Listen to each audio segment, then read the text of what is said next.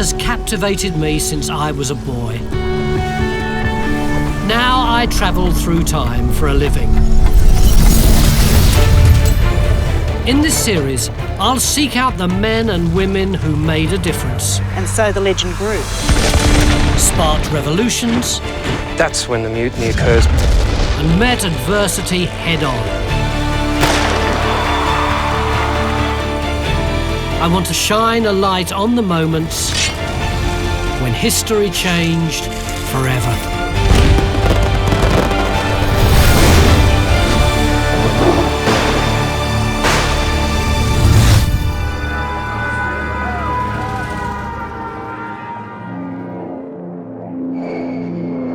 Winston Churchill famously once said, "History is written by the victors." And he should know. The former British Prime Minister spent years airbrushing his own account of World War II. But it's the bits that history's winners leave out that fascinate me. From a bloody mutiny kept quiet for 70 years, to a secret mission that led to the claiming of a continent. I'm on the hunt for the history-changing moments the authorities don't want you to know about. All you need to know is where to look.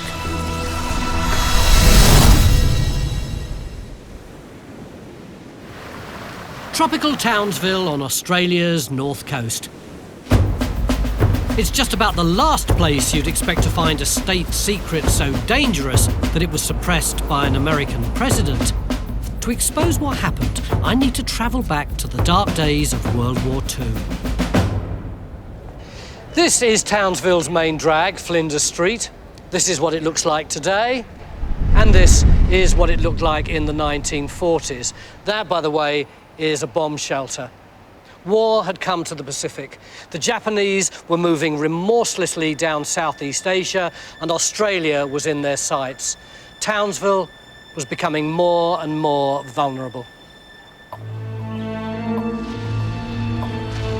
In the wake of the fall of Singapore and the bombing of Darwin in February 1942, Townsville became the forward staging post for the Allied campaign to reclaim the Pacific from the Japanese. That's a pretty spectacular view from up here, but Ray, it wouldn't have looked like this in the early 1940s, would it? No, certainly not, Tony. The bay in front of us was swarming with Allied shipping, most of it American, but the port simply couldn't handle the amount that was coming in. So what they had to do was bring the material directly to the beach. The trucks could simply drive straight out onto the beach and bring the material into the base. Townsville was a very strategic point. It had the port, it had roads going north and south and to the west, and you had these defence positions here, as well as a very large Allied airfield. So is this arming up for the Battle of the Coral Sea? Yes, that's correct. Between 1942 and 1943, Townsville's population trebled as 90,000 US and Australian troops poured into the garrison town. But not all of the American army were happy to be here, were they? No, that's correct, Tony. This was a segregated army. There was African Americans, and then there was the white Americans, who were usually the officers in charge of battalions of up to 600. Initially, these African American men were allowed out in the centre of Townsville. They were able to go to the movie theatres, sit in the front seat of taxis, go out with the white girls, do things that they were never allowed to do in the southern states and Georgia. What was wrong with that? The US officers from the southern states often didn't like this and went, this does not go on at home and we're not going to let this occur in Townsville either. So did this cause clashes? Absolutely. They're denied leave, they're denied alcohol, they're to work 6 days a week on this giant airfield, and on the night of 22nd of May 1942, that's when the mutiny occurs between 600 of these men and their officers. A mutiny? What happened? On the night, the ringleaders decide to get heavy machine guns, 50 caliber machine guns, which are usually used for strafing low-flying aircraft, and machine gun the tents of the white officers.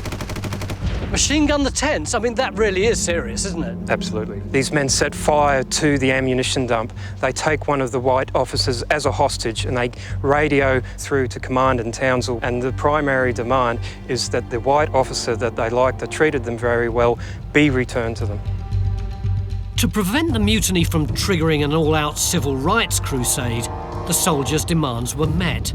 Soon after, they were packed off to New Guinea and all talk of the mutiny was suppressed. That is, until Ray stumbled across a buried report in the library of former US President Lyndon Johnson. In 1942, Johnson, then a congressman, was sent to Australia on a fact-finding mission at the request of President Roosevelt. Johnson finds something extraordinary. He is here 2 weeks after the mutiny at Kelso, and he speaks to a US war journalist called Robert Sherrod. His initial report into the war situation in Australia is given to Johnson. Johnson says, I'll take this back to the US, to your Washington editors, so they can see the real situation. But Johnson doesn't do this. He goes and takes it direct to Roosevelt, paraphrases Sherrod's report, and produces his research in Australia. And then kept the whole thing under wraps? Absolutely correct. This is such a good story. You will continue researching it, won't you? Absolutely, Tony. And then write the book and then do the movie. And get Spielberg to direct the movie. Yes, absolutely. It's so good. Thank you very much. You heard it here first. Townsville's hidden World War II history is now out in the open. But I'm not finished with the Pacific just yet. I'm on the hunt for another long-lost secret. To find it, I'm going back almost 200 years. In 1769, this vast ocean was the scene of a covert mission that would determine the fate of empires. And it all began with a once-in-a-generation celestial event.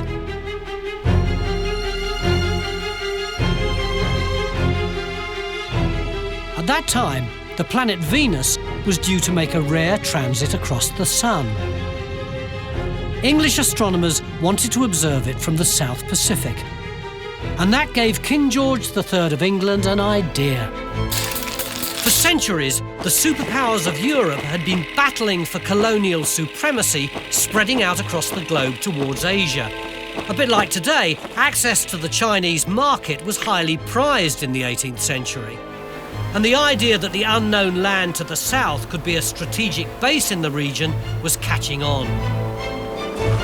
Britain now had an excuse to pursue her imperial ambitions in the South Pacific, and the well-heeled scientists of the Royal Society had the financial clout to back it. 39-year-old Lieutenant James Cook was charged with leading the expedition. Already a brilliant cartographer and navigator, Cook was the obvious choice to take the scientists to Tahiti. The Navy Board purchased a little second-hand coal transport called the Earl of Pembroke. Before handing her to Cook, they refitted her and renamed her the Endeavour. Cook, the ever-stoic Yorkshireman, never complained about his second-hand coal ship, nor having to share his cabin with a bunch of scientists and their gear. It must have been really crowded on board ship. There were 94 people, including the captain, the crew, the scientists, the artists, the one-armed cook, and last but by no means least, the lucky goat, who was a mascot and considered lucky because she'd already sailed round the globe once, hadn't you? In fact, she became as celebrated as any of the other members of the Endeavour.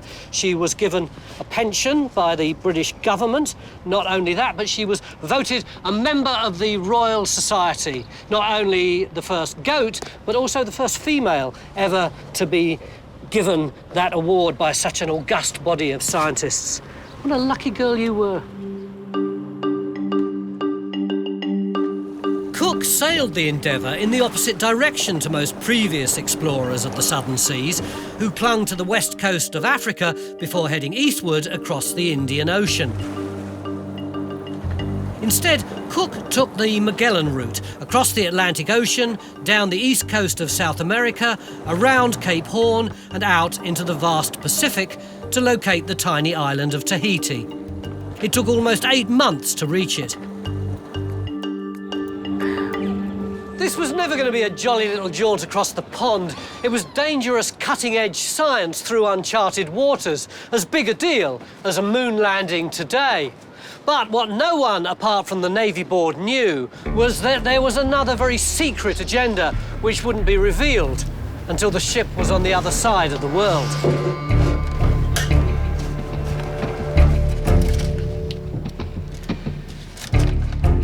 You are to proceed in order to make discovery of the continent or land of great extent.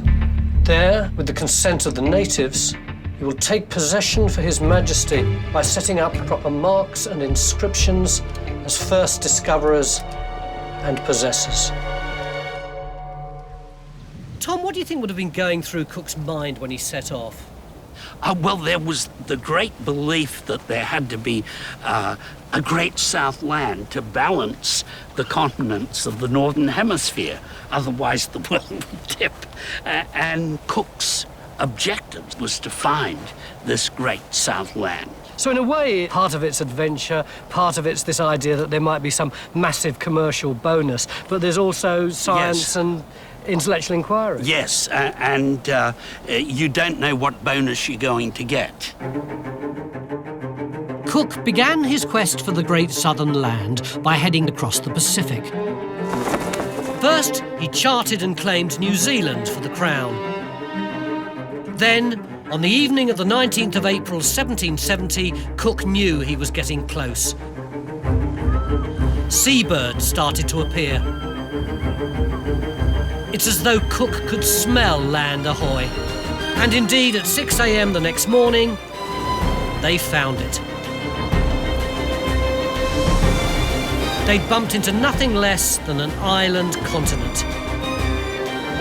Cook had taken 20 months to guide his overloaded little ship to the end of the world, but they could now lay claim to being the very first Europeans to see the east coast of Australia.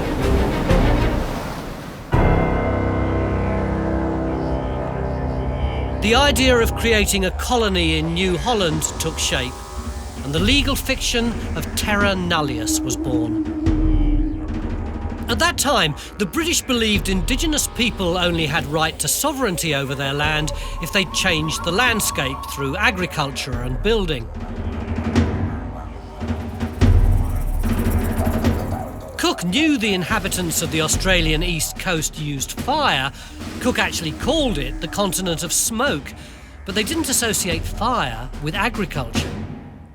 So the British decided that New Holland was untouched by mankind. Terra nullius, and theirs to claim.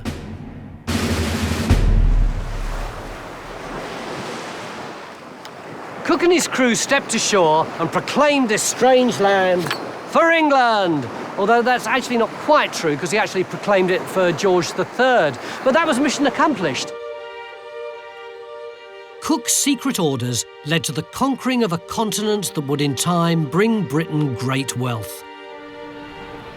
But it came at enormous expense to the indigenous Australians, whose land and way of life was taken from them. The stories of the victims of state secrets are just as important as those of the victors. On my next time travel, I'm meeting a casualty of the Cold War.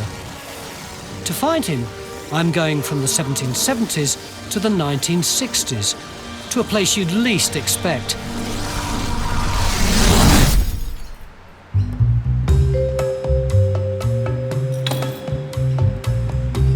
I've come to the regional city of Bendigo in Victoria to meet a man whose life was changed forever by a chance encounter. Imagine the scene. It's the summer of 1962 here on Bendigo High Street, and there's a man pacing up and down and up and down, and in the curb there is a Mini right here. Up and down he paces, up and down, and eventually he puts his hand on the door, opens it, gets in, and starts talking to this man. Who was this mysterious bloke, Philip, and what was it he wanted? He called himself Mr. Mac, and he said he was an ASIO agent. Which means what? the Australian Security Intelligence Organisation. And were you aware of that organisation? Never heard of it. Forget the Cuban Missile Crisis. The Cold War had come to Bendigo, and ASIO was recruiting new agents. The younger, the better, apparently. I was 19. You were a bit young, weren't you? Young and naive, yes. So you went home and told your parents? Yes. Mr. Mack said, well, here's some papers. You're too young to sign them yourself. The Official Secrets Act? Of course. I had to take them home to my mum and dad for them to sign, which they said, you know, are you sure you know what you're doing, Phil, you know? And I, to be honest, I said, well, I'm not... Absolutely no idea. No idea. Why do you think that you did it? Well, I think it was out of patriotism because my friends are all off to Vietnam and I hadn't, my number hadn't come up. So it was for Queen and Country? Well, yes, Queen and Country. So now you were a spy?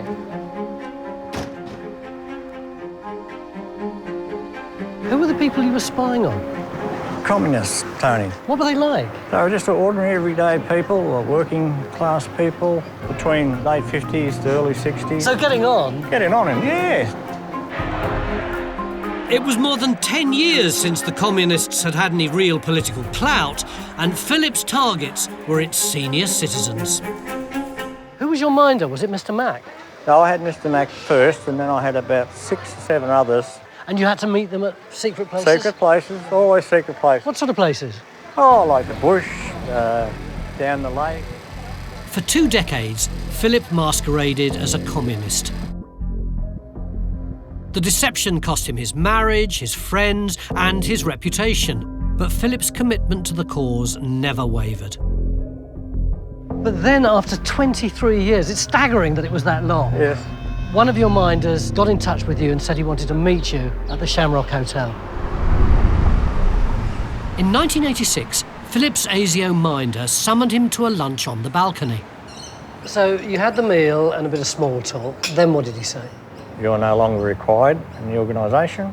And he gave you an envelope? Handed me an envelope, and the envelope contained $1,200 for 23 years service. And that was all the money you ever got from them, apart from expenses? That's right. And how did you feel then? Oh, well, I felt gutted, and even to this day I feel gutted. And they told you that you were never allowed to contact them again? Exactly right. Did you? I tried once. I rang the field agent and he said to me, Phil, don't ever ring here again. We're going to change the number. And the extraordinary thing to me is that it happened right here in Bendigo. Exactly right. I just hope that this meal has been a bit better than the other one. Tony.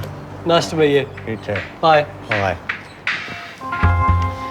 Philip's such a gentle and sweet guy. I didn't have the heart to tell him that in the 1960s I used to hang around with Marxists and communists and I was demonstrating against the Vietnam War. In fact, if I'd been living in Bendigo at the time, it would have been me that Philip would have been spying on. But Australia's communist paranoia wasn't isolated to Bendigo. I'm now heading back to the 1950s to discover another top-secret program that took surveillance to a whole other level.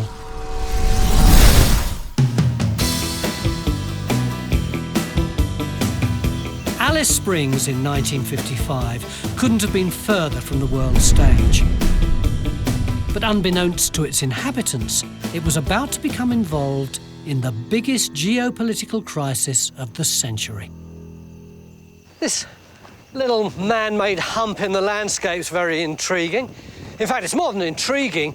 This was at one time of top-secret international importance because it was here where they used to monitor who'd got nuclear weapons and whether or not they were testing them. The business end was down there, of course. Harold, you were in the US forces at the time, weren't you? I was. So what was it exactly they were doing down there?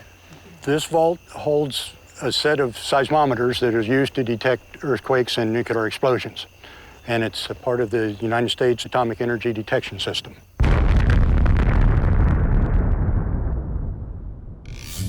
With the nuclear arms race hotting up, US Army General Dwight Eisenhower urgently needed a monitoring system that could detect atomic explosions anywhere in the world. Around 20 detection stations were set up, including one right here in Alice Springs. And it really was secret, wasn't it? Yes. We'd meet people downtown and they'd say, "What do you do out there?" "Oh, we're a weather research station." Yeah. And even today, a lot of people around here don't know what this place was. No, they don't. Can we have a look inside? We absolutely can. There's a ladder on this side. Right, am I going down first? I guess you're going down first. Right. It's very rusty and a little bit scary. These old bones of mine don't work like they did when they were 20. Here we go, in here. This is what we've got. How you getting on, Harold? Oh, getting there. What would have been in these great big container things? The seismometers themselves were in here. I believe this was the vertical motion detector. That one there. And one of these was north-south horizontal motion, the other one was east-west. What was it actually that they detected? They detect ground motion. The actual ground that you're standing on never stands still. You don't realize it, but it's always moving. But essentially, that must be either earthquakes or Yes. nuclear explosions. Yep. I guess. Yep. That was our job, to record everything and then determine if anything was the nuclear events that we were looking at. In the early 60s, the Russians and the US was testing like every other day, it seemed like. But as time went by and nuclear test ban treaties were signed and moratoriums self-imposed were there and all that, you'd get half a dozen a year, maybe, I would suspect, of Russia. The US had their own share also. In retrospect, was it worth it? All that work that you did, was it worthwhile? I think that we made it a safer place for mankind, and I think we're still doing that. The organization still runs, it's still doing its job, and they do it really well. You know what I find so extraordinary? 40 years or so ago, all that was cutting-edge technology, and now it's as redundant as a cannon from the Crimean War. Such a fast pace our history goes now, doesn't it? It's doubtful that Harold's equipment would have detected it, but for my final time travel, I'm going from the 50s to the 70s, when a political earthquake took place that shook Australia to its very core.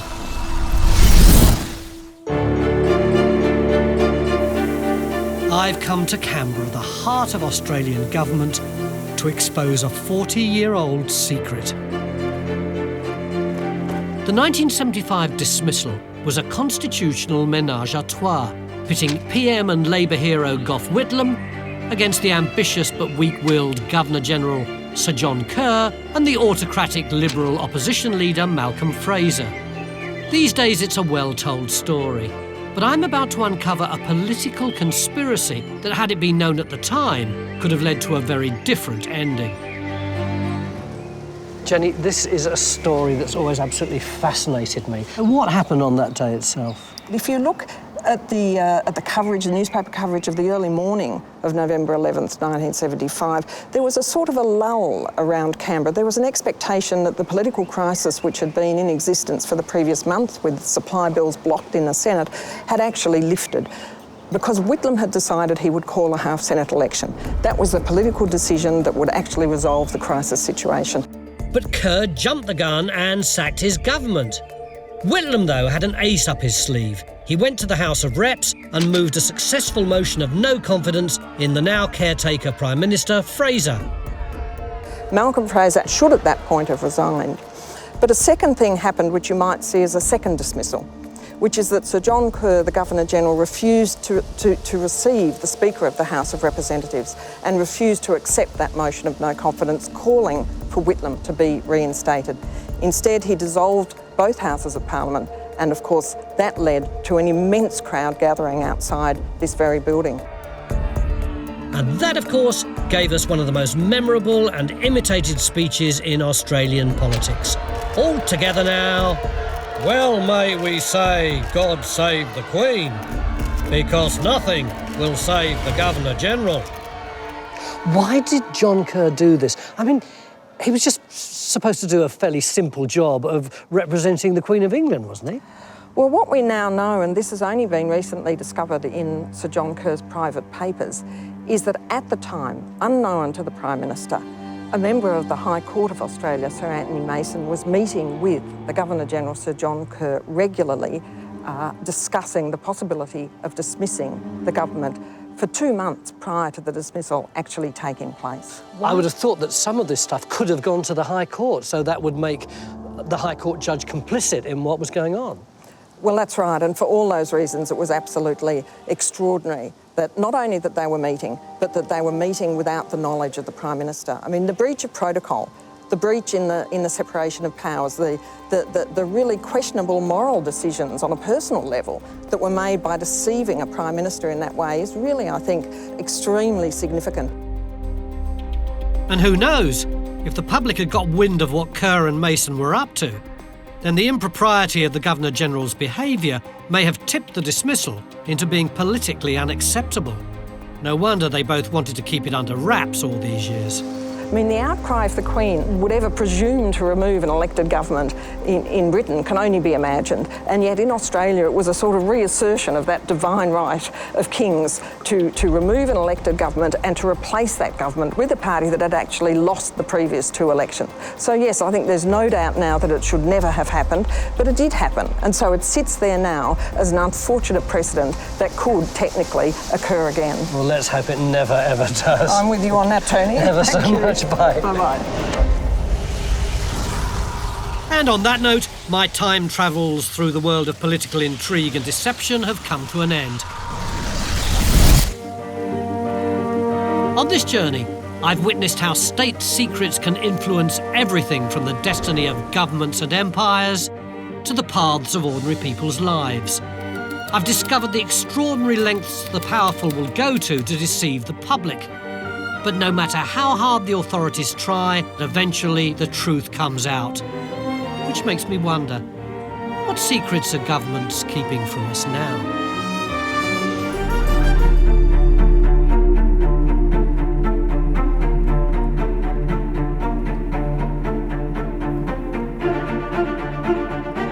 The 20th century French philosopher Albert Camus once wrote, "What is a rebel? A man who says no." And apart from the obvious omission of women, I think his words capture the act of rebellion perfectly. Whether they're fighting for a country, a people, or an idea,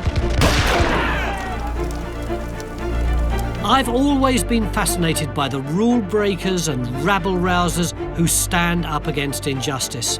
And luckily for us, the history books are full of them.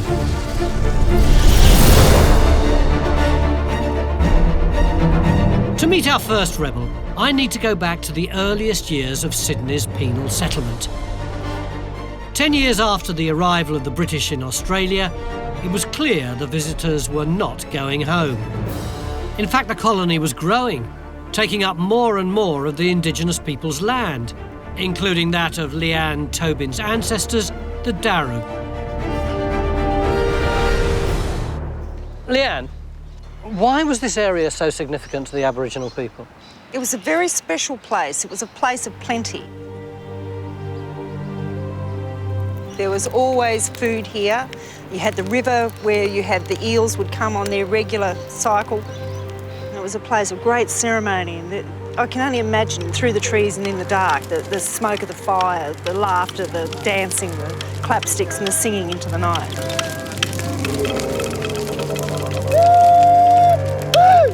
But it wasn't just the Aboriginals and the eels, was it? The European settlers loved this place It's attractive for everybody. And for our people, yes, that was an unfortunate fact that it was such a place of abundance and green grass through the regular burnings that the local mobs would do, that it became a very attractive place for them to put their farms.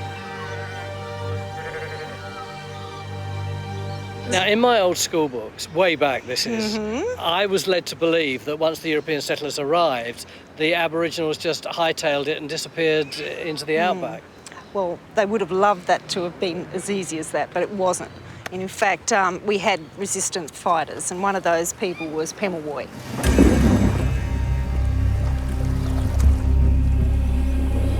Tell me about him. Well, Pemulwuy was an incredibly crafty character. He was a magic man. We call him a Karaji, and he had the power to shapeshift. And so he would change from crow to human and to other animals, but we know him as a crow figure. And that would be his way of watching and seeing over whatever was happening in the land. And what he saw outraged him. From the Aboriginal perspective, the invaders were occupying land without permission, taking food and killing their people. He decided to take a stand. What did he do right here? Well, right here, he actually took on the British, and the soldiers came up from the barracks down the end of this road, George Street, to meet him because he had been plundering and raiding the parties. So the soldiers are marching up here. That's right. Pemulwuy is coming his over the guys hill, are here. and he was taunting them. They believed that he actually sort of told them, yeah, come and bring it on.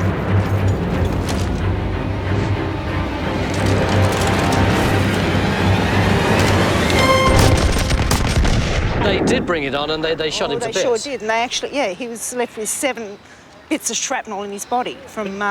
But he didn't die. No, he didn't die, and so the legend grew. That he was immortal. That's it, that's it. And they took him and imprisoned him in the hospital just across the road. But that wasn't the end of the story. Oh no, even with leg irons on, he escaped. It's like the Scarlet Pimpernel, isn't it? Absolutely, Yeah. absolutely. We seek him here, we seek him there. And he was everywhere. For 12 years, Pemulwuy and his band of resistance fighters waged guerrilla war on the colony, attacking the settlers' farms, burning their crops and plundering their possessions. It took a bounty killer to finally bring Pemulwuy's resistance to an end in 1802. Now, I had assumed that after all these mass attacks that happened all over the colonies, that by and large, Aboriginal culture was wiped out. It seemed that way, and a lot of us went undercover, and we were suppressed. My mother grew up not knowing her Aboriginality because my grandmother kept it a secret because of the racism and the discrimination. So once we got guys, pale enough, yeah, that's it, we became undercover Koris. But now you're allowed to come out of the closet. That's it, we're out of the closet now, we're loud and proud, and it's a beautiful thing.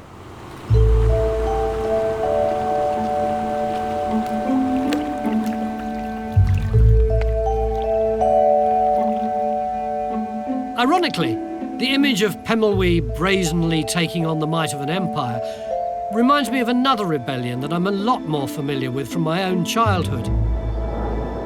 To tell the story, I need to travel back 2,000 years. But in this case, it wasn't us Brits doing the invading, we were the ones getting rolled.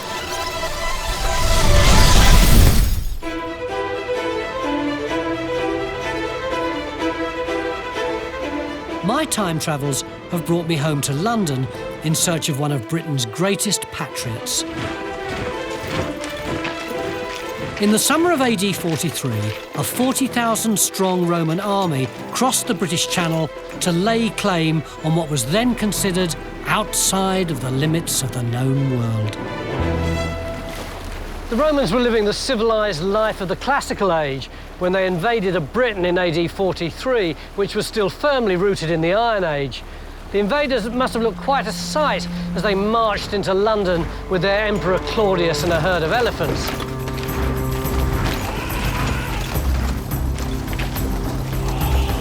It signalled a time of enormous change in a land that was then riddled with bitter intertribal warfare. Within months, the Romans were in control of most of the southeast of the country. They set about imposing their laws, their language, and their social infrastructure. The most important Roman road in England was called Ermine Street, and it linked London, or Londinium as it was known in those days, with Essex. It crossed the River Lee right there where that lock is, before heading off across the marshes towards the Roman city of Colchester.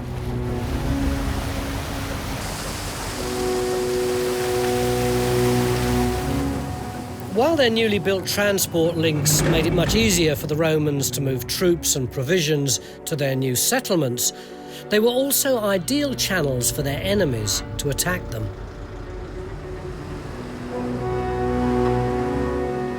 When the Romans invaded Britain, they found that it was a country not with just one king, but with lots of different kingdoms ruled by different chiefs. A lot of these chiefs teamed up with the Romans because they thought that a Roman alliance would strengthen their relationship with the locals. But it didn't always work to the chiefs' advantage.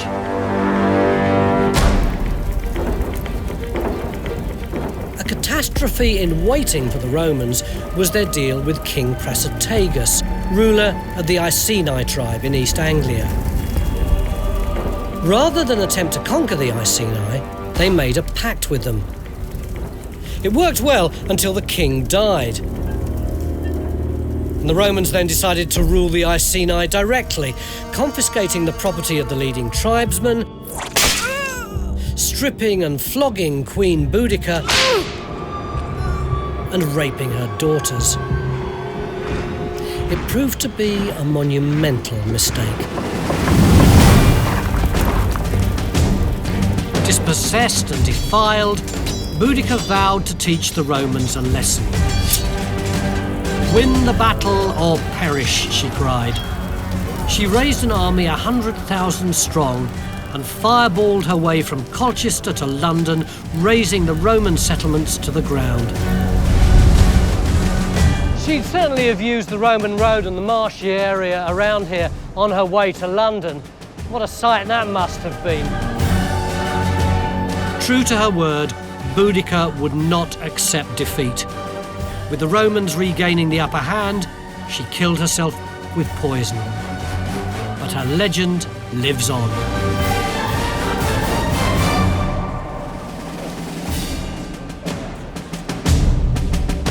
From the Dark Ages to today, women are no strangers to rebellion. At the end of the 19th century, women waged one of their greatest battles ever. So, for my next time travel, I'm jumping forward 1900 years.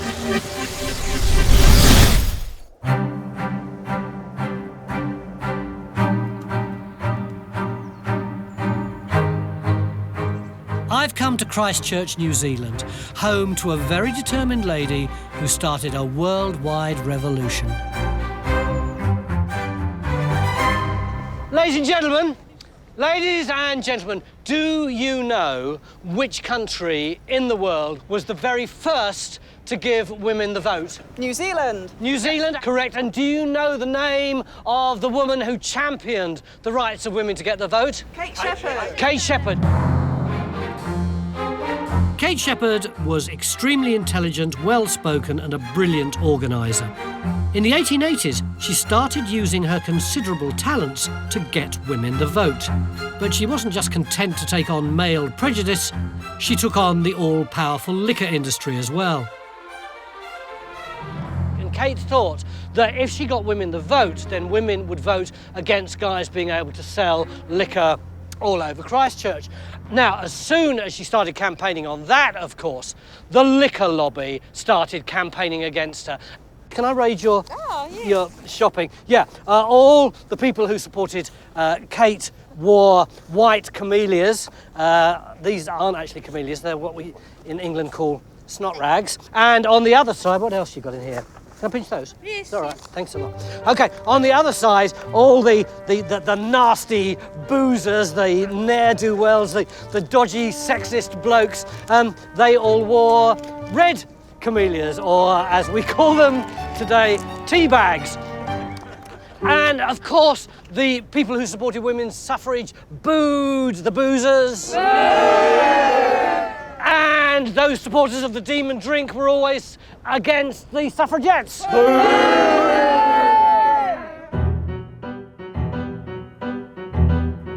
But Kate and her supporters wouldn't be stopped.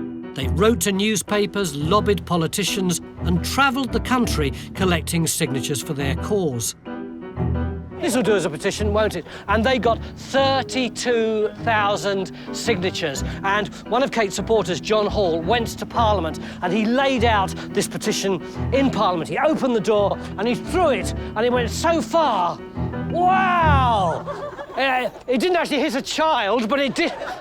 It did hit the far wall, all of those signatures, and gradually these people started to lose support until eventually the day came when the vote was going to happen in Parliament. Which way would it go? In favour of the snot rags or the tea bags?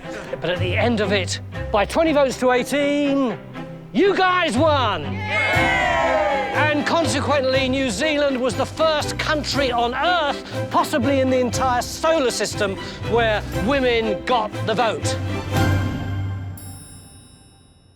It was a stunning victory that began a wave of female suffrage around the world and a shining example for generations of campaigners to come.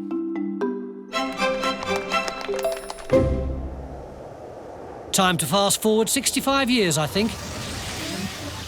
Because if you're looking for people power, it's hard to go past the 1960s.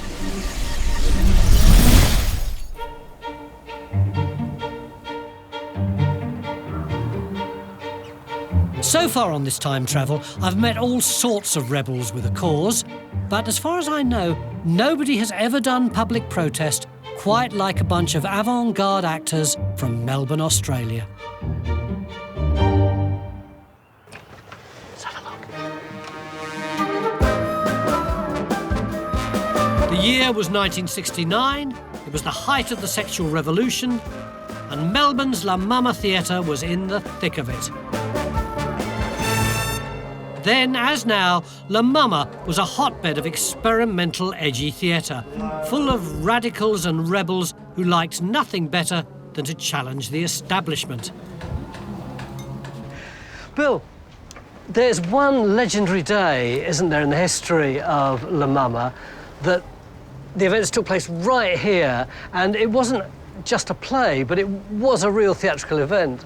It was using theatre to tackle the censorship situation in Australia head-on at that time. You've got to understand that in the late 60s, censorship was so tight in Australia that when you came into the country, customs searched your bags not for drugs but for books. And just a few months before the events that took place here, Graham Blundell, who was a director here in the theatre, his house was raided at 6 o'clock in the morning by the Vice Squad, whose job it was to check on theatrical performances and so on, and his bookcases were searched for filthy drama scripts and so on. So John Romerall, a playwright, decided that we should take on the authorities in public, and so he wrote a play called Whatever Happened to Realism, and it was staged here.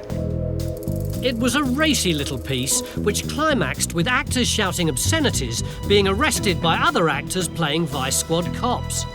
Just as they were doing that, the real Vice Squad detectives also rose up, our ones followed them up and arrested everybody. So they may just have been coppers, but they had an impeccable sense of timing. They did, yes.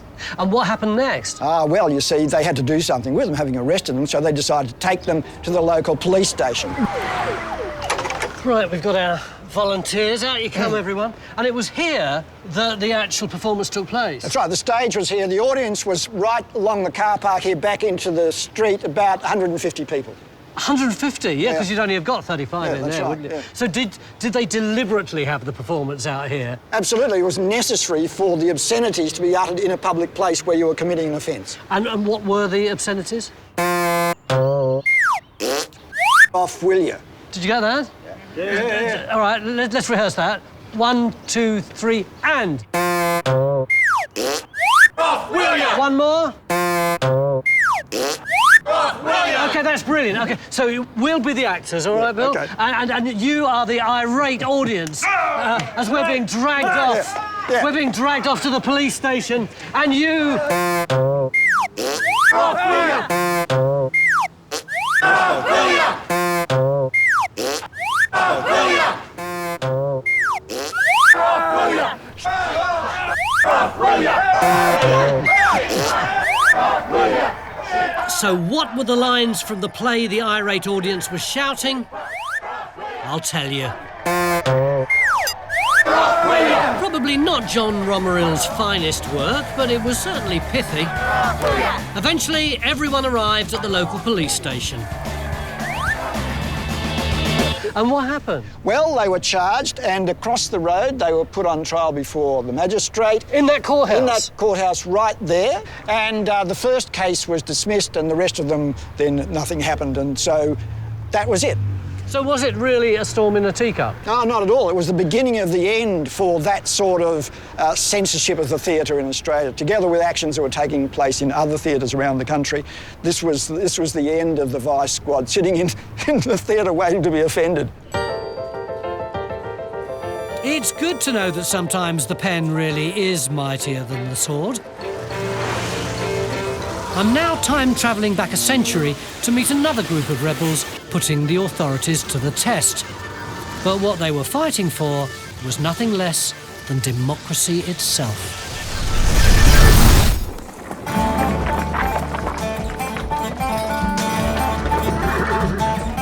In the 1850s, central Victoria was the richest alluvial goldfield the world had ever known. In 2 years, Victoria's population grew from 70,000 to more than 500,000. Overnight, there was a new class of new Australians, not convicts, but free thinkers and dreamers who came flooding in from all corners of the globe. For some, striking it lucky remained just a dream, while others dug up wealth beyond their wildest imaginations. Free from the strictures of class and parish back in Europe, the diggers who hit pay dirt could live like kings. Some only for a day, but kings nonetheless.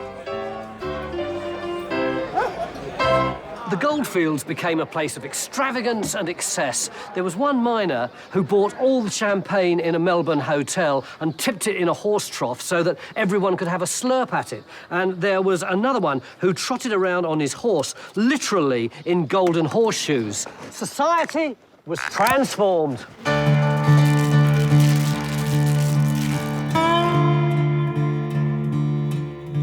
But the party couldn't last forever. The government wasn't going to allow the majority of the population to live in tents on the goldfields. It was a double disaster. No labour in the city and on the farms, and no tax revenue. The diggers' licence fee was their solution, and it was deeply unpopular. The government saw the writing on the wall, so what did it do? It built a bigger wall in the shape of a massively increased police force. They brought in extra police from Tasmania, from the London Met. They recruited eager young gentlemen, and these coppers didn't mess around. This is the log that the diggers were chained to if they couldn't produce their licences. And a lot of the police didn't wear uniforms. They went undercover, infiltrating the diggers' groups. The goldfields were well on their way to becoming a police state.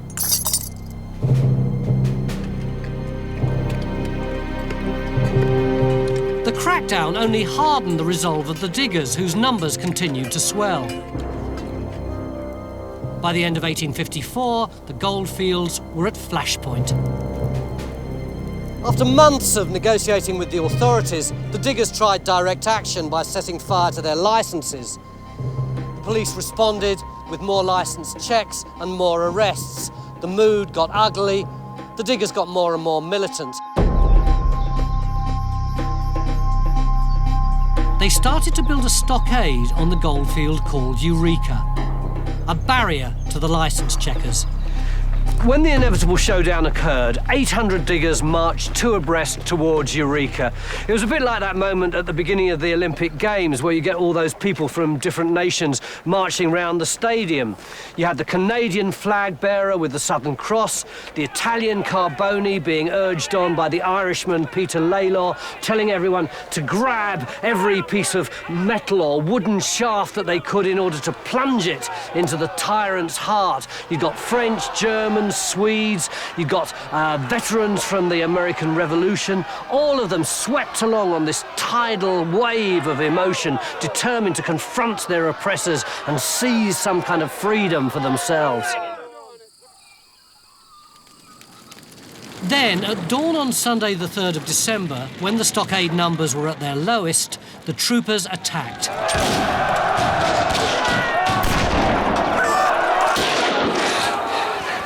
The killing was indiscriminate. Dozens lost their lives. It was said that some diggers were executed on the spot.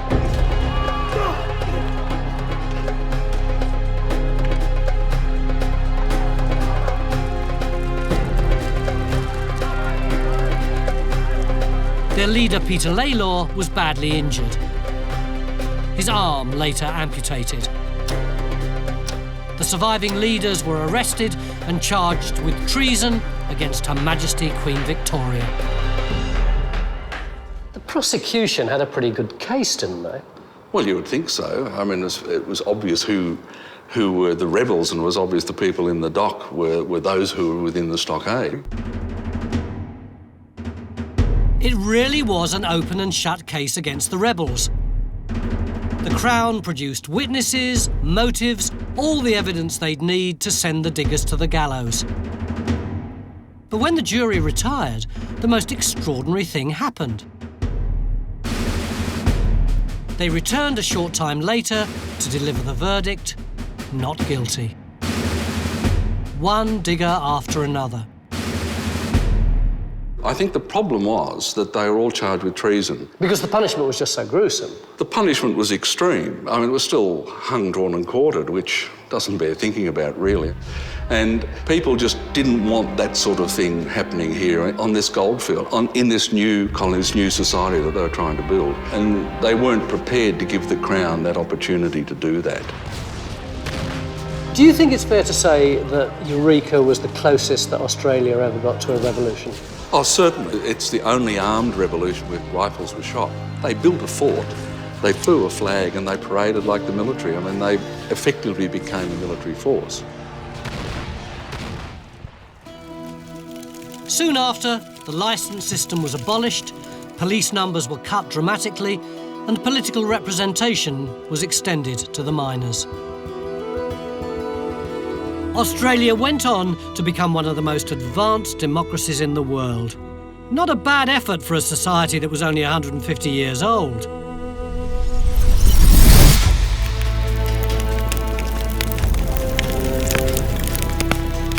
On this journey, I've witnessed how injustice comes in many forms, from the blatant occupation of land to the insidious discrimination of women. But wherever oppression is found, you can generally count on a group of noisy, unruly and gutsy people showing up who are prepared to stake their reputation, liberty or even life for the cause. And I say, long may that tradition continue into the future.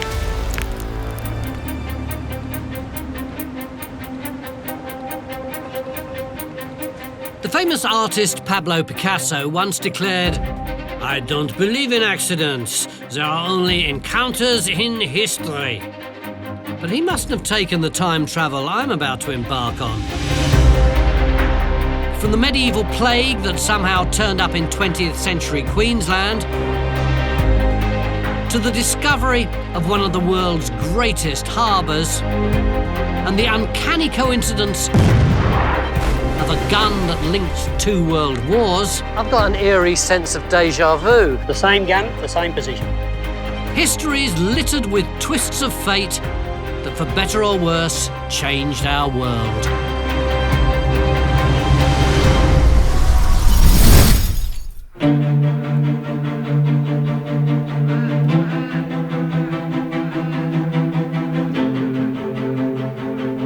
Townsville in Australia's north was thriving at the turn of the 20th century. In just 35 years, it had grown from a frontier settlement into an industrial and agricultural hub with its own international port. For many locals, it would have seemed unthinkable that a devastating medieval plague could possibly enter their flourishing town. But in 1900, it did.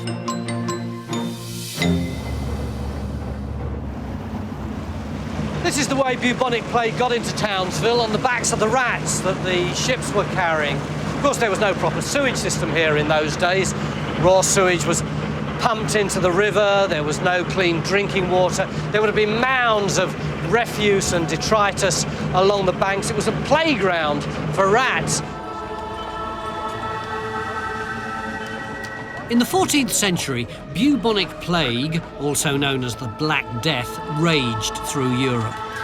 Spread by flea-carrying rats, it killed between a third and half of the population. So when the next plague pandemic surfaced in Asia 5 centuries later, fear took hold. In 1894, the disease was identified in the city of Canton, where it killed thousands of people. From here, it spread to Hong Kong, then swept around the world on board ships. With its close proximity to Asia, it was only a matter of time before the plague would reach Australian shores. The first person to die of bubonic plague in Townsville was a night watchman who worked on the rat-infested wharves. All in all, in the first year, 1900, 24 people got bubonic plague and 9 died. Although originally the authorities denied that it was bubonic plague, they said it was typhoid, which presumably they thought was more socially acceptable. And a lot of people think that they really underplayed the number of people who got it, but in order to prevent panic, they wouldn't admit that it was probably something like 300 people who were ill in that first year alone. To reduce the risk of contagion, authorities placed a 6-pence bounty on rats, resulting in many hundreds being caught. But rodents weren't the only ones copping it. At that time, almost half of North Queensland's population were non-Europeans, with many working in the sugar industry. The Townsville Bulletin was blatantly racist in its reports. It is assuredly incumbent on the local authorities to carefully watch those neighbourhoods where Asiatic and Polynesians congregate. We stand in greater danger from the bubonic plague here than do other portions of Australia, because of the larger proportion of these races in our population.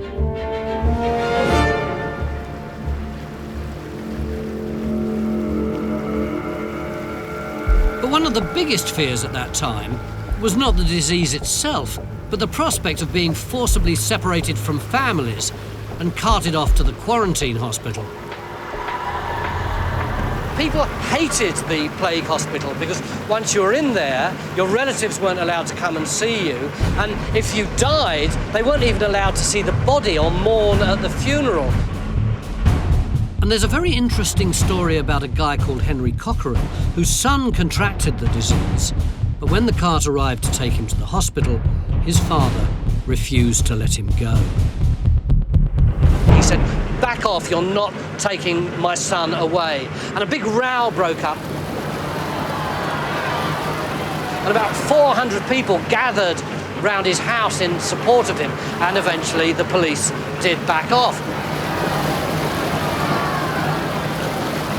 The boy was in the house, he couldn't come out, the coppers couldn't get in, until 10 days later, eventually the authorities brought in more policemen, Cockerell backed down, and the boy went off to the plague hospital.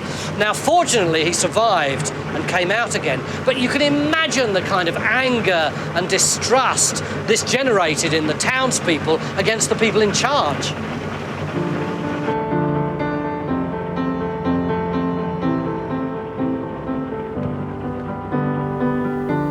In the end, at least 500 people died from the plague in Australia.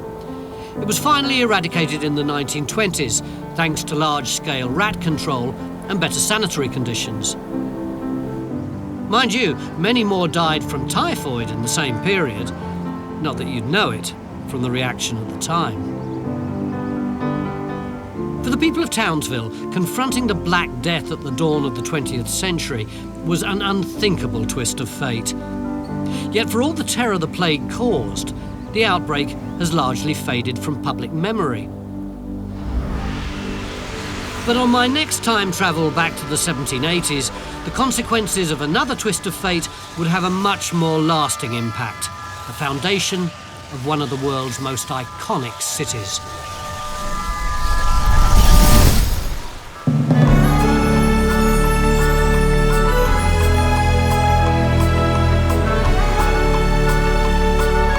In 1787, one of the world's greatest social experiments began, when Captain Arthur Phillip of the British Navy set off for the other side of the world to form a penal colony. The fleet was bound for the east coast of what was then known as New Holland. Botany Bay had been earmarked by famed explorer Captain James Cook as the perfect place to establish a settlement. After 8 long months of sailing and over 20,000 kilometres, Arthur Phillip safely navigated his fleet into Botany Bay. It should have been a moment of absolute triumph, but it turned out to be the biggest anticlimax in Australian history.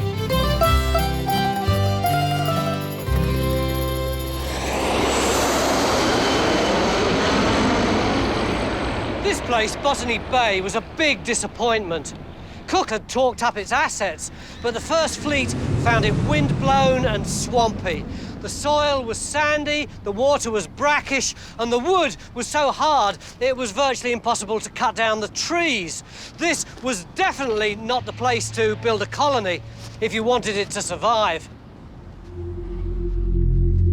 One of the other officers wrote, "If we're obliged to settle here, there will not be a soul alive in the course of a year."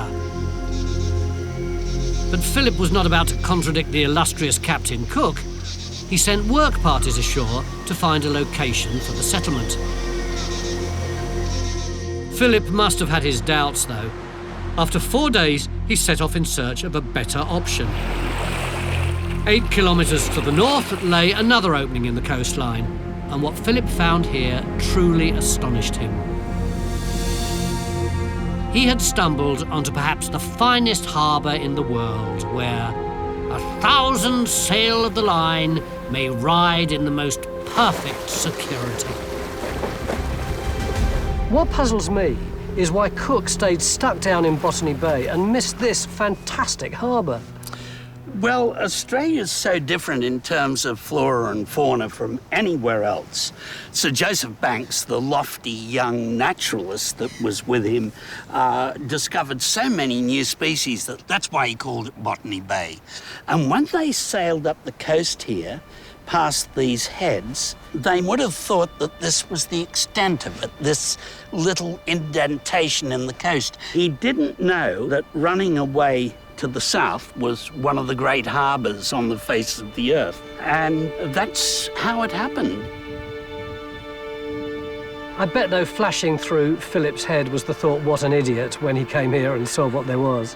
Well, he was very cranky at Cook's reports of Botany Bay, which proved unsuitable for a penal colony or a settlement of any kind.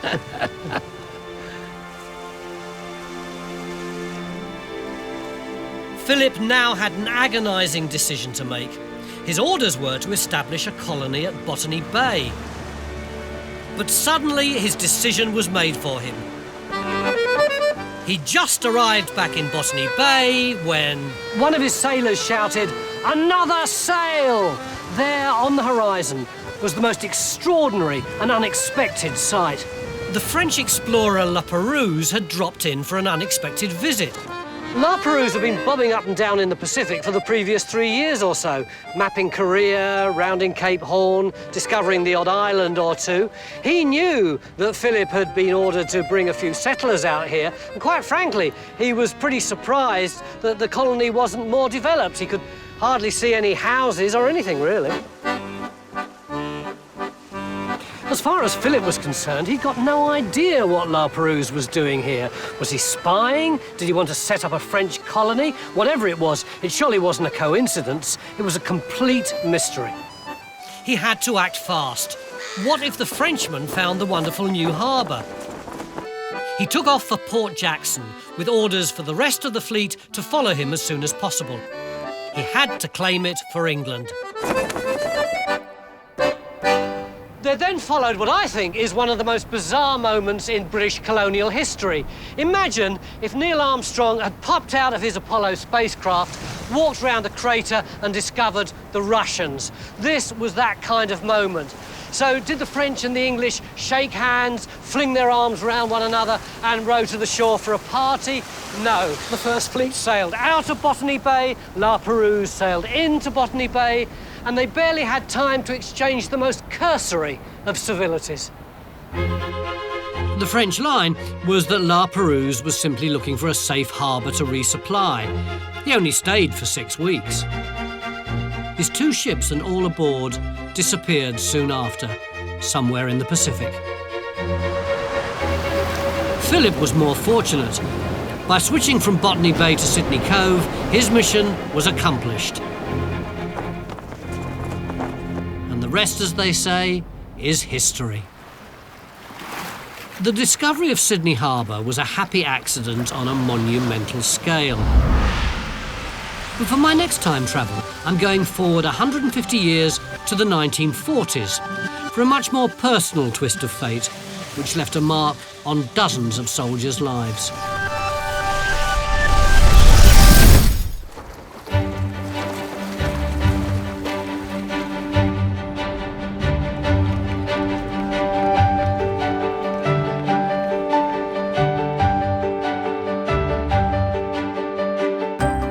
This is Brisbane City Hall, but what I wanted to show you was this. You always want to keep an eye out for one of these when you're on a walk. And down here is the basement of the City Hall, and the whole thing is undergoing a mammoth refurb at the moment. So these guys in the red day-glow jackets are engineers, architects, that sort of thing. Sorry to burst in on you unannounced, Barbara. Thanks. What intrigues me about this place is that it used to be, in the Second World War, the Red Cross tea room where young soldiers from out of town used to come for a bit of cheer and a cup of tea.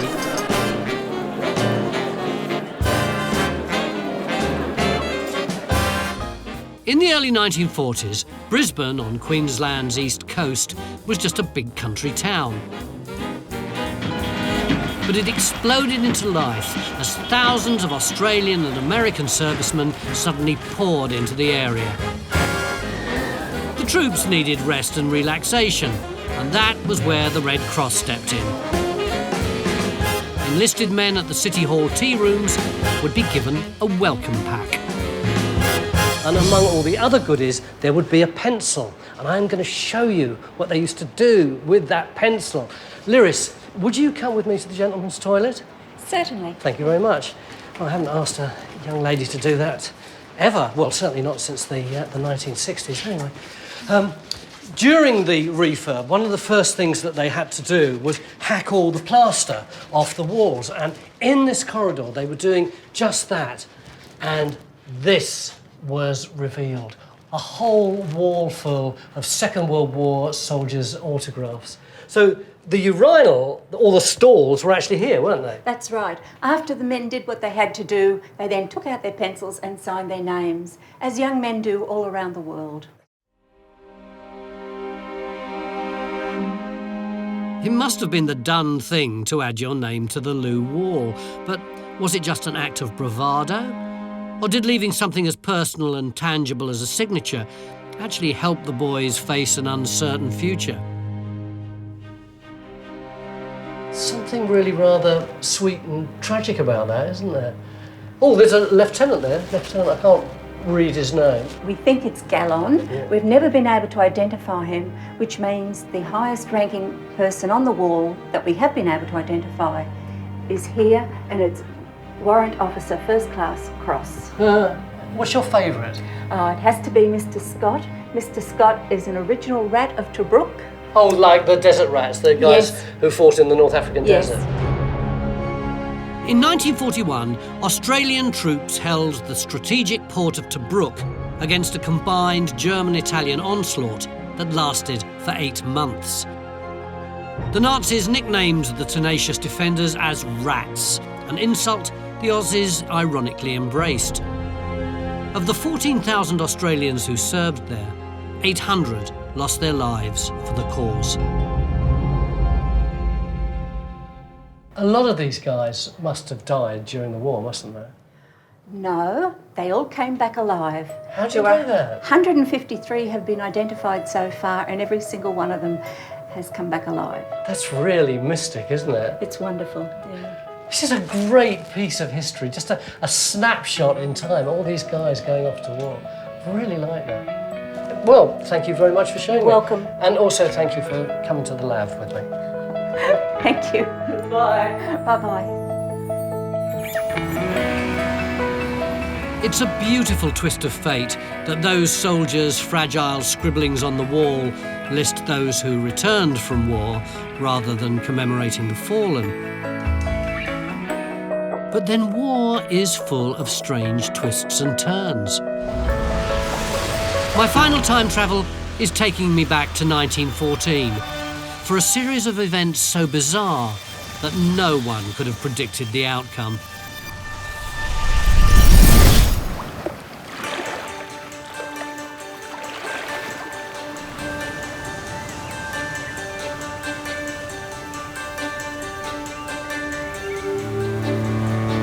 "1914 was the beginning of the end of innocence for Australia.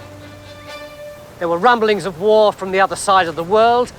The German Empire's aggressive expansionism was directly threatening the interests and the security of Great Britain. And when Mum was under threat, her young child, Australia, was ready to run to her side.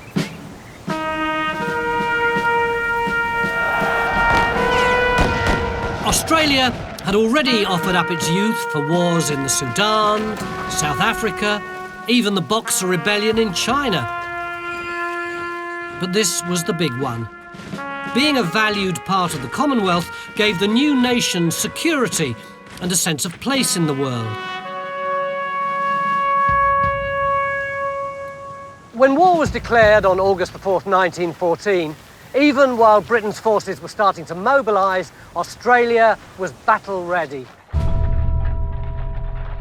In fact, the first battleground of World War I wasn't mainland Europe, but thousands of miles away, here at Point Nepean in Victoria. And Major Bernie Gaynor is going to show me what happened. So who was the first shot fired at? First shot was fired at a German freighter, the SS Fels. Where was it? The Fels was docked in Melbourne, about 80 kilometres over there. It had departed at dawn. It was coming up the South Channel. Had war been declared? War had been declared, but news that war had been declared had not reached here. War had been declared about 2 hours previously. Just as it was coming past here, the word came from the headquarters over at Queenscliff that war had been declared. A young officer, whose name was Veal, directed the guns to fire a warning shot across the bows of the Fels. And that's what happened. And the guns are up here? This gun fired at around about 2.5 hours after war was declared in London. And that is why this gun was the first gun among any of the Allied nations to fire a shot in World War I. So did the ship stop when the gun was fired? Well, not immediately, because the Australian pilot on the bridge, Captain Robinson, yes, immediately telegraphed to the engine full astern. Yeah. The German, realising with horror what was happening, immediately countermarted and telegraphed full ahead. And so for a brief period there was a physical tussle. They're wrestling on the bridge. Wrestling on the bridge. Robinson and the German. Robinson and the German. They were physically fighting. Go forward, go back, yeah. Stop, surrender. No, I'm not. Until finally, Captain Robinson said, if you don't stop, the next shot will be into the ship. No, that's me. If you don't stop, the next shot will be into the ship. Yeah, well, mine here. Yeah. And that's what happened. At that point, the German realised that he could do nothing. He stopped and he surrendered. Sometimes, just sometimes, I can wear my name with pride.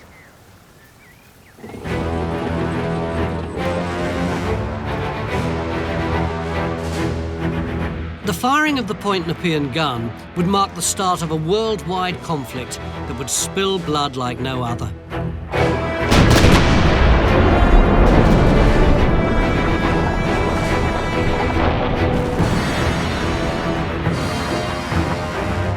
Between 1914 and 1918, 10 million soldiers would lose their lives, including 60,000 Australians. But sadly, despite all the carnage, the world superpowers weren't finished with war yet. 2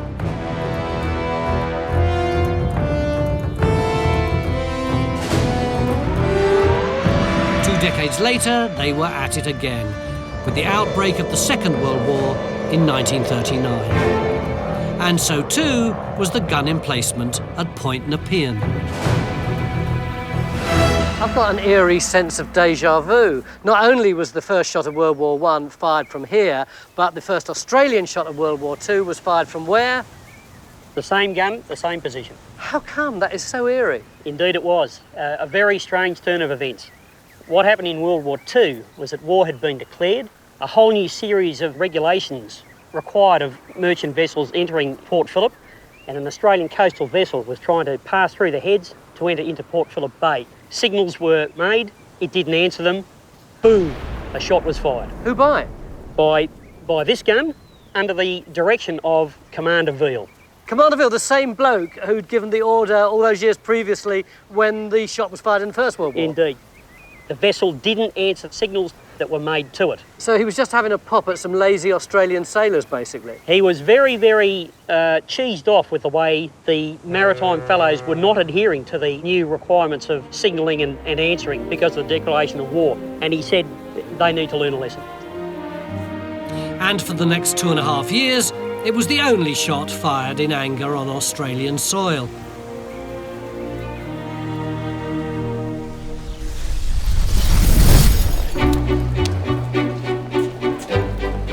On this time travel, I've seen that the course of history can change at any time, and that a seemingly random series of events is responsible. Whether it's the chance discovery of a world-class harbour, the unexpected return of an age-old plague, or a fluke of time and place linking 2 world wars. It seems the only rational explanation can be a twist of fate.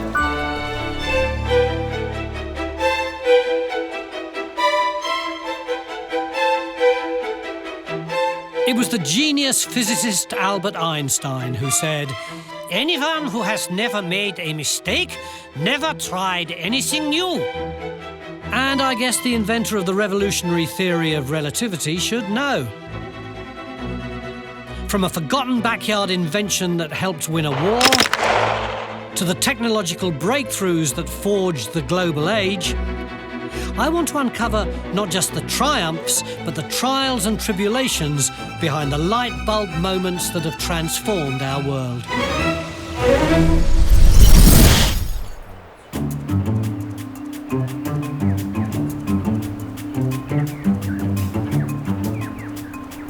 My first time travel is taking me to Lithgow, a sleepy town in central western New South Wales. It's the last place you'd think to look for some cutting-edge innovation, but a century ago, that's exactly what you'd have found. At the beginning of the 20th century, when all the Australian states joined together in a federation, one of the big problems they had was what were they going to do about the defence of their new country?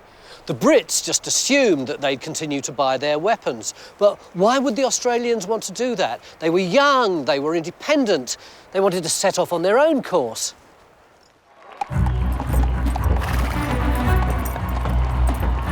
In 1899, Australia sent off its troops to fight the Boer War in South Africa.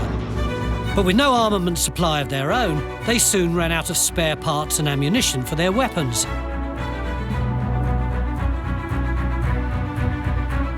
The government solution was the Lithgow Small Arms Factory, which was opened in 1912. The glory days of this factory may be long gone, but back in the Second World War, this place looked like this, with machines operating 24 hours a day, 7 days a week. And the activity wasn't limited to just here. There was a feeder factory in Bathurst down the road and satellite factories all over the area. In World War I, 100,000 weapons were produced here. In World War II, it was more like 1 million because, ironically, the arms were being made not just for the Australians, but for the British as well.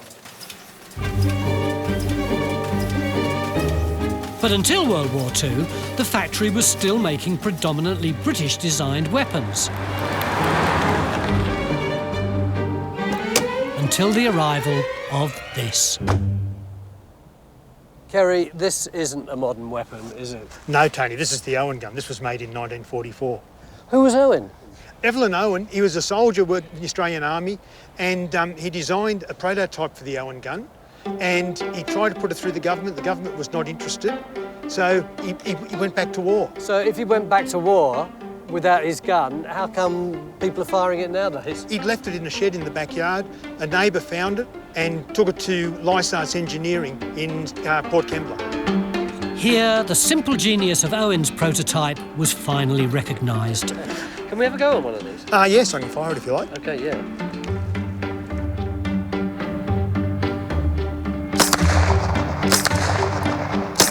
And in a twist worthy of a boy's own adventure, Owen was recalled from the front line to develop his backyard invention. But before it could go into production, the Owen submachine gun had first to prove itself in a series of tests against the British and US equivalents. When they did tests, they did a whole lot of trials with it and the Sten gun and the Thompson submachine gun, and they put them in snow, in the dirt, in sand, and it kept going, the others failed. It was very simple to manufacture, it was simple to make, it was very, very reliable. And the Americans wanted it too, didn't they? They did, they all loved it.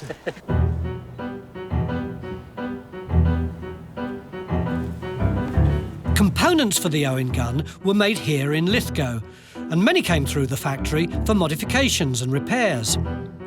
By the end of the war, 45,000 Owen guns had been produced for use in the harsh jungles of Papua New Guinea.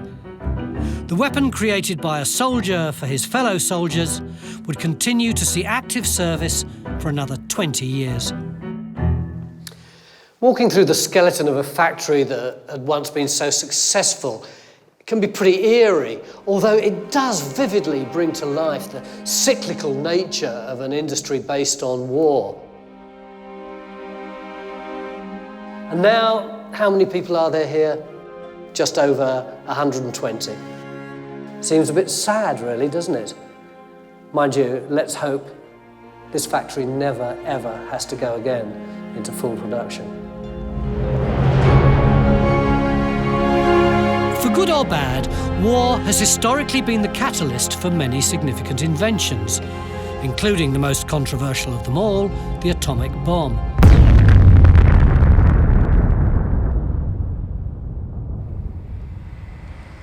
But on my next time travel, I'm going back to the 1890s to discover a very different driver of innovation: water.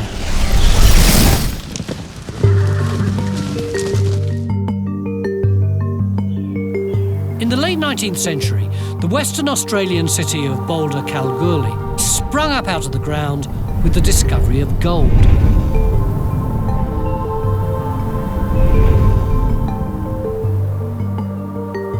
Half of Western Australia moved to the goldfields. But with no fresh water supply, no sooner had the diggers struck lucky with gold than they were struck down with disease. Enter the state's chief engineer, C.Y. O'Connor. In 1895, he was charged with fixing the water crisis. And his solution? The longest freshwater pipeline the world had ever seen.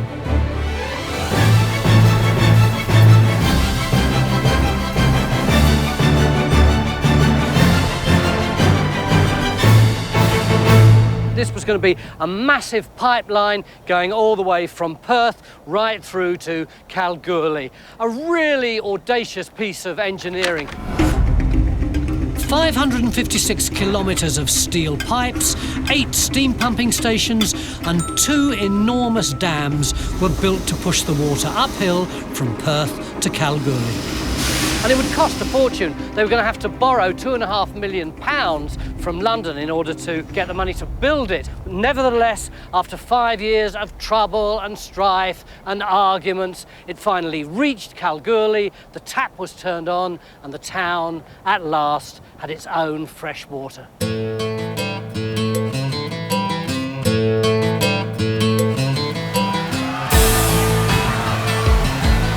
But the celebrations on January the 24th, 1903 were tinged with sadness. So, Mike, there was one person who wasn't here who should have been, wasn't there? There was, yes. My great-grandfather, Charles Yelverton O'Connor, the chief engineer of West Australia. And he wasn't here because? He killed himself 10 months before the water arrived. Why was that? Well, it was the real stress of the job had really finally got to him. And a month before, the Sunday Times, there was an article in which mentioned words like corruption and this Shire engineer and greasing his palm and all those sort of things he knew were wrong. So why did they think that?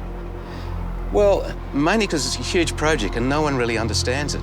And so they start looking at reasons. The first story was, the cement isn't good enough. It'll come down and Perth will be flooded, and then the pipes, the quality is inferior, and any intelligent person, including the chief engineer, could see that, said one anonymous source. So he had all this sort of pressure going on. And none of this is true? None of this is true. In fact, after he died, very soon afterwards, when they looked at his books, they found out he had less than 200 quid to his name. He never owned property. He had a big family, he had 7 kids, but he would be very cautious about going out and mixing with people in case it was seen as he was greasing his own palm, which he never did. The sad thing is that within months of him dying, all that criticism disappeared.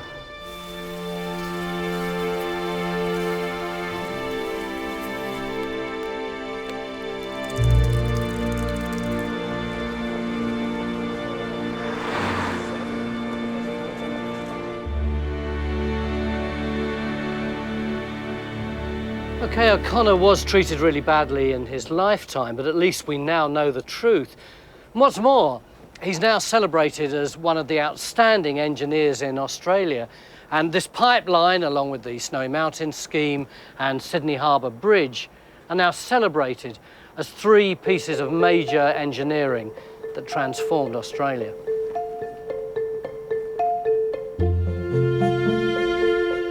In the face of great adversity, O'Connor achieved astonishing feats. So just imagine what's possible with a bit of goodwill and collaboration. I'm now heading back in time to the 1880s to uncover an alliance that would light up the globe.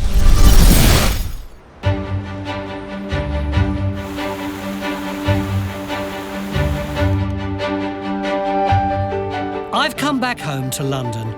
Here in 1883, 2 bright sparks forged a partnership that paved a way for the electronic age we know today.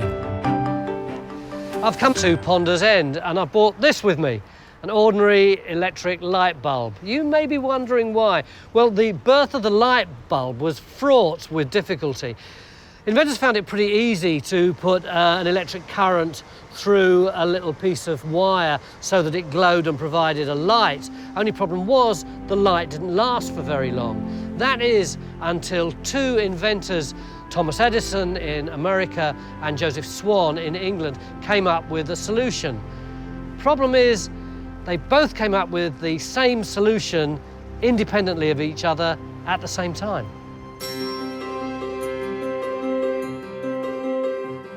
Rather than fight a long court battle about the invention of the light bulb, the 2 men formed a company together. It was called Ediswan. They set up shop in the Lee Valley. The filament they'd invented to solve the problem of their bulbs not lasting very long created another problem. The bulbs turned black quite quickly. So they called in Professor Ambrose Fleming to find out why.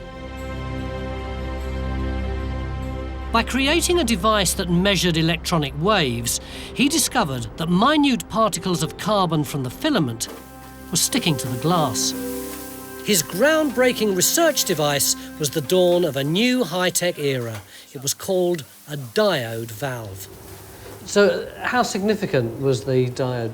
What's so important about this, and don't let your eyes glass over, this is the first time in the world that we have the control of a stream of electrons by an electronic means. Therefore, you can say that all the electronic gizmos that we have today, radio, television, space communication, Bill Gates and his computers, the internet, whatever, came out of the centre of the universe, Duckley's Lane, Ponders End, just over there in those buildings. That's extraordinary. And of course, television, that was developed in this area, wasn't it? Yes, it was. And in fact, the valves for the Alexandra Palace transmitters up there on the western slopes. The home of the BBC. Home of the BBC, the first public service broadcast of television in the world where everyone learned their trade.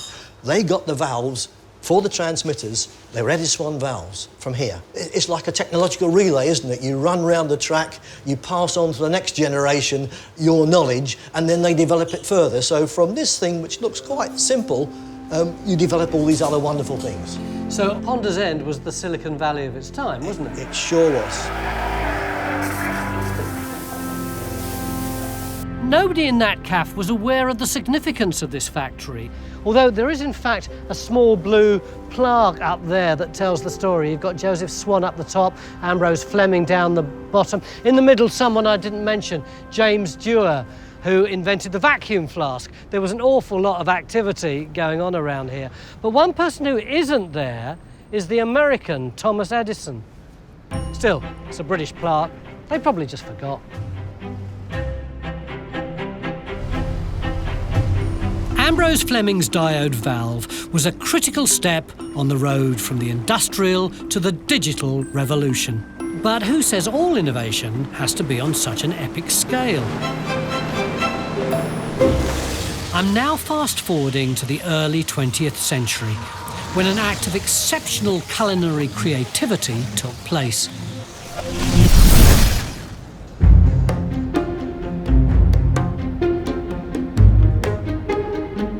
It's thought that in 1901, the Queensland capital of Brisbane was the birthplace of an Australian innovation that revolutionised the high tea. Excuse me, ladies, is it all right if I butt in for a minute? Do you have any idea which piece of food on this cake stand was invented here in Queensland? Lamington. You're absolutely correct. This beautiful thing. But do you know why? No? Well, it was named after Charles Wallace Alexander Napier Cochrane Bailey, who was otherwise known as... Lamington. Lord Lamington. Okay. See, you do know stuff. He was the governor of Queensland at the turn of the last century. And the story goes that when Australia became federated, he threw a very late party, and his chef, who was called Armand Galland, hadn't got enough food. So he poked around in his pantry, and what ingredients do you think he came up with? Coconut, which nobody knew could be part of something posh in Australia in those days. And we found a huge amount of old vanilla sponge left over from the previous day and dipped the whole lot in chocolate. And the guests thought the whole thing was really exotic and it was incredibly celebrated. And the chef named it after his boss, Lord Lamington, as you so rightly said. Although I don't think Lord Lamington was that impressed by them because he referred to them later as these bloody, puffy, woolly biscuits. Can I have this? Yes. Well, thank you very much. Well, thank you for sharing your tea with me. Pinch one of these as well. Enjoy yourselves. Thank you.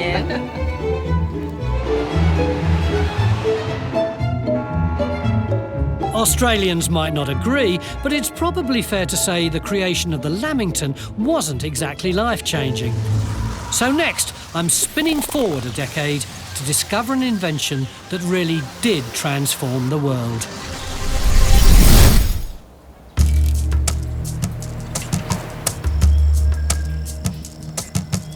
If there's one thing that spurred on innovation in Australia more than anything else, it's this: the tyranny of distance. Just look at it. Even today, the space between the cities on the island continent is vast.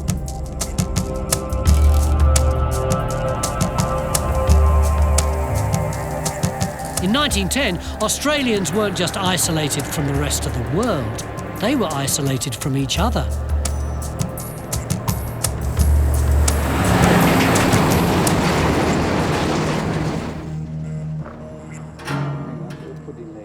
But suddenly, the way forward was obvious. And just...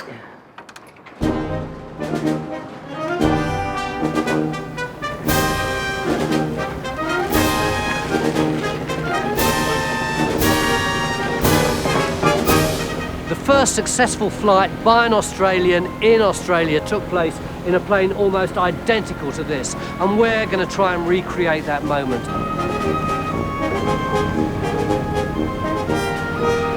While the Wright brothers were grabbing all the headlines around the world, there was movement at Mr. and Mrs. Dygan's property, Spring Plains in Maya, Victoria. Their two sons, John and Reggie, were tinkering with a contraption they'd more or less copied from a postcard. And while American upstart Harry Houdini had already stolen their thunder by claiming the first powered flight in Australia, the Dygan brothers built and flew the first Australian-made plane on the 16th of July, 1910.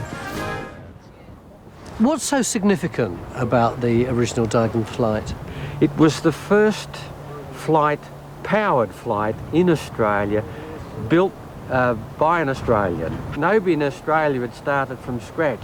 He made every bracket himself and every bit of timber and designed the unique suspension and a few other things. Their ailerons are unique because at the time they were just warping the wing instead of having the ailerons.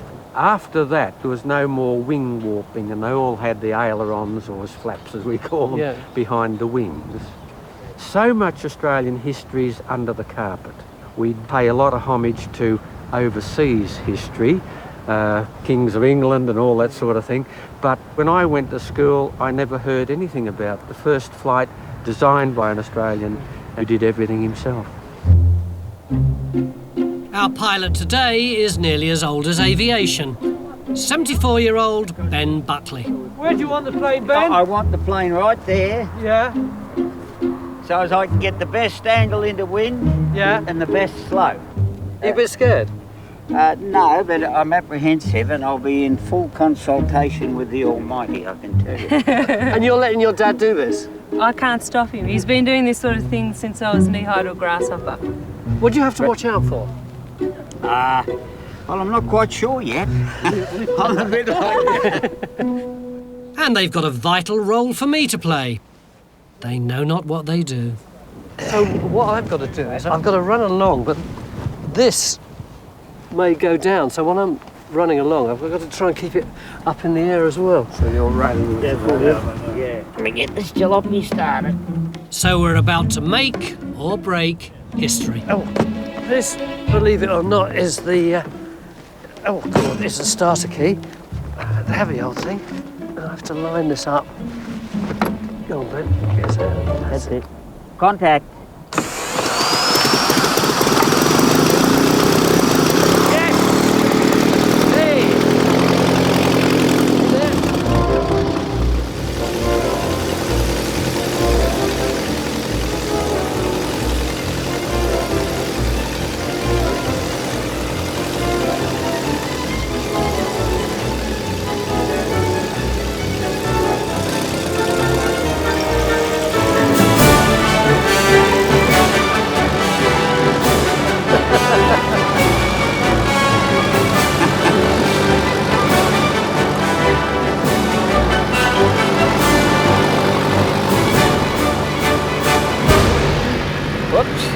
Houston, we have a problem.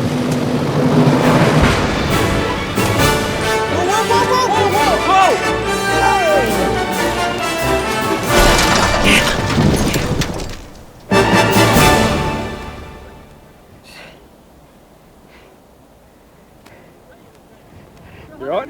Yeah. We got it off, didn't we? I don't think so. Why?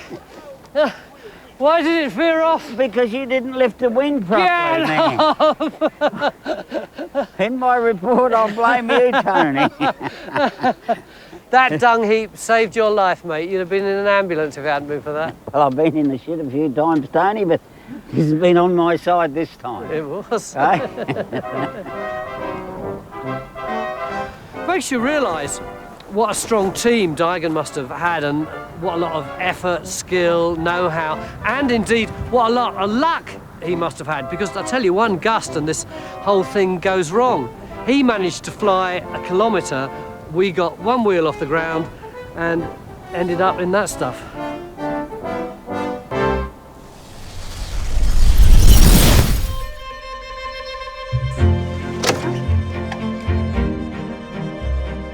If there's one thing I've learned from this time travel, it's that innovation doesn't come easy. Whether it's overcoming technological challenges, vast distances, or hostility, from light bulbs to Lamingtons, inventors risk it all so that we can enjoy the benefit of their ideas.